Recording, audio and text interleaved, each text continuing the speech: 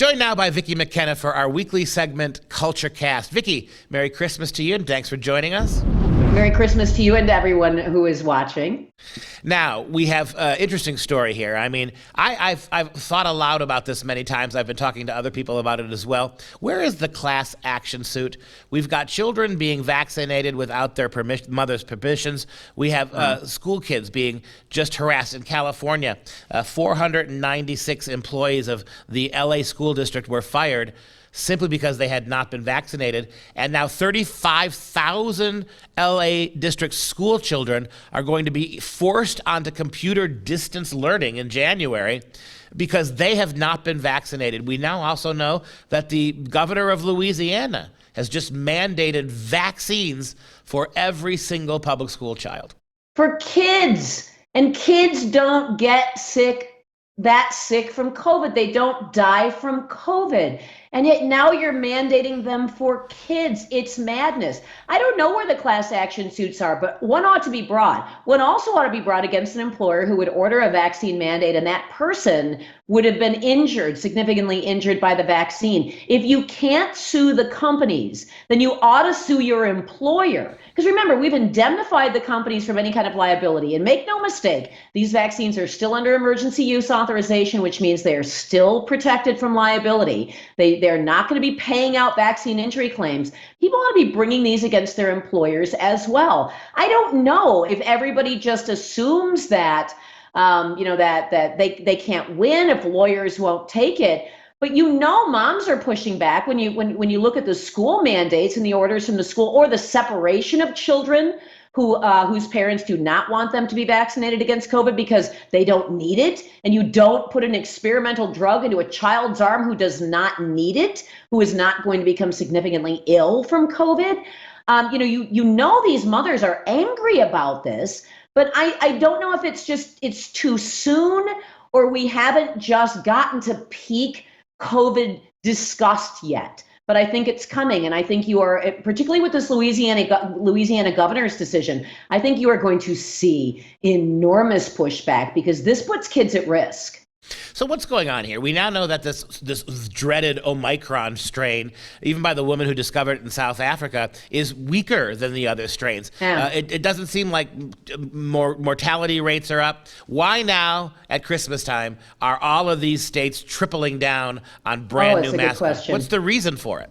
You've got to wonder. Well, my general reason for this, which maybe doesn't explain Louisiana, my general reason is because COVID lockdowns and COVID fear is something that the Democrats reckon that they can use to continue to have lax enforcement of election integrity laws, like they were able to do at the height of COVID. And we saw that happen here in Wisconsin. So part of me thinks that's what's going on. But at Christmas time, that's a good question. And Omicron, all you have to do is Google it. This is mild. In fact, the South African doctor who discovered it said the greatest characteristic of this is how mild the sickness that people actually come down with. One person worldwide has died from Omicron with multiple and serious comorbidity. One person worldwide, and you've got the government acting like, we are in COVID 2.0, or what are we on, 3.0?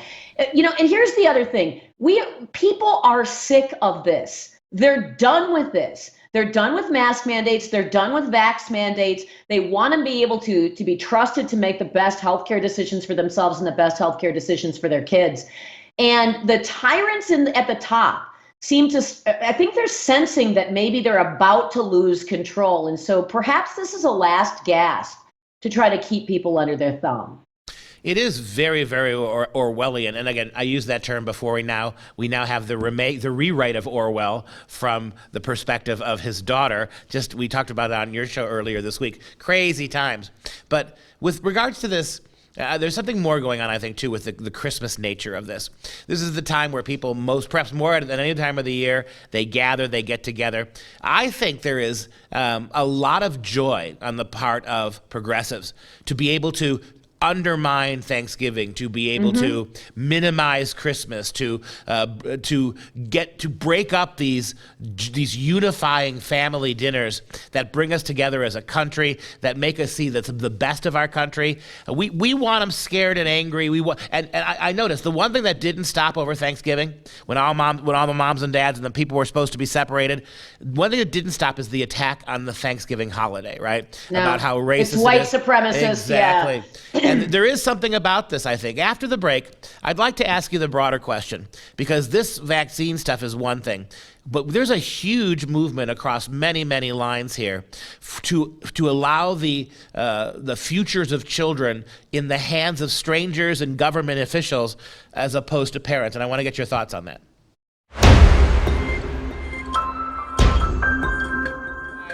Back again with Vicki McKenna for the second part of our Culture Cast. Vicki, we just had a great conversation about what's going on with vaccines and how children are being forced to take them. We've got the governor of Louisiana who's mandating it for public school kids. Los Angeles Public School District is now taking unvaccinated students and forcing them into distance learning. It just never seems to end. But the illness question, the question of COVID, just highlights a much broader issue, whether it's sexuality in the classroom, whether it's critical race theory. We're in a situation now where it seems like the forces have completely massed here. The forces that believe your kids belong to state, not Absolutely. to you. And so what are your thoughts about this? And is there anything we can do as parents to try to roll this back? You actually have the progressives in the Biden administration who are saying openly, the governor or the former governor of Virginia saying openly that your children aren't your children are our children. And you're exactly right. Parents have been showing up and saying enough on the mask mandates. Parents have been showing up and saying end CRT. Parents have been showing up and saying we're the parents of these children. You don't love them. We love them. They're ours to take care of. And what's happened? Has CRT disappeared from the schools? Have mask mandates gone away in the schools? Have the teachers union suddenly, stood up and said, oh, I guess we're not going to indoctrinate your children any longer? Prior to the break, you were talking about this happening at Christmas or at Thanksgiving. This is about inserting the government as the control arm of your family. Families have to actually figure that out, that this isn't just an annoying petty tyrant, that if you look at it in the aggregate, it is a wholesale assault on parental authority. Listen, you have a case before the United States Supreme Court about religious education vouchers in Maine. And you had folks arguing against those vouchers, claiming that it is that parents choosing to put their children in a religious school is parents choosing to teach their children hate. So you have got faith redefined as hate. You've got, sexual fetishism and CRT and all this other lunacy, defined as social justice and as tolerance. But Christianity has been defined as hate. The family, by extension, is defined as hate. And the authority of the family is under attack right now. Or you would not see vaccine mandates for children. That governor has to know that those parents are probably ready to string him up. Let's take He doesn't care. Let's for a moment consider what kind of actual parents these progressive educrats and big state nannyers. Let's see what kind of parents they would be. They are anti-religion. They do not like children in general. They believe in sexualizing children. They want your kids to be exploring at young ages transgenderism, bisexuality. They want them experimenting with hardcore versions of sexuality. These are the same people, Vicki, who are now trying to take the stigma away from pedophilia. Yes. We've seen this before. What kind of parents, what nightmare parents from hell are we going to end up with for our kids when the state succeeds in controlling the future of our children? Well, considering the progressives don't view individuals as individuals, they view individuals as members of some collective, some group identity, group rights. We've talked about collective rights. We've talked about before. So they don't look at children as children.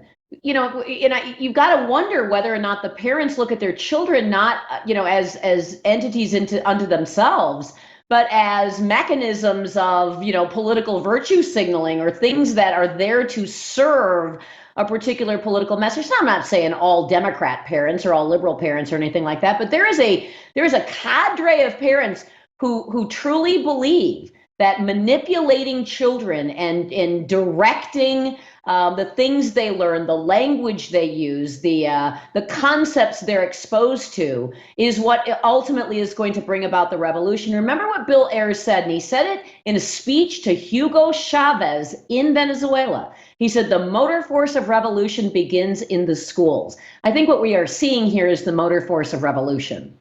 Yeah, and we know that the big problem with Bill Ayers is he became a professor of education at the University of Illinois Chicago, where for 30 years he taught thousands and thousands and thousands of education majors, young teachers, to bring communism to the elementary school. And I think we're seeing some of that now.